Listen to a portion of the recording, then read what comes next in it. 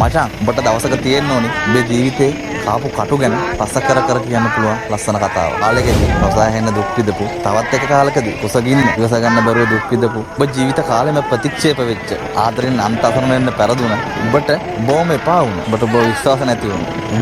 ඔබ විශ්වාස කරන්න පටන් ගත්ත කාලය. ඔබ ඔබේ හීන වෙනුවෙන් නිදි මරාගෙන වෙහෙසුණු දවස් මේ ඔක්කොම අවසානයේ ඔබ කට්ට කාපු ඒ කතාව අහන් ඉන්න මිනිස්සු පිරිසක් බවට එදී මම මාර කට්ටක් ගෑවේ මේ තැනට එන්න කියලා. ඉතින් සතුටු වෙන්න පුළුවන්. ඒ වෙනකන් මහන්සිලා වැඩ කරන්න ඕනේ. මේක කරන්න බැරි දෙයක් නෑ. ඔබට උත්සාහය කැපවීමයි කරේ තියෙන්නේ. හැමෝටම හදවතින් සුබ පතනවා මම. හීන වෙනුවෙන් වැඩ කරන හැම එකෙක්ටම උතුරන් හරියන්න ඕනේ. හදවතින් ආදරේ. ජයෝ.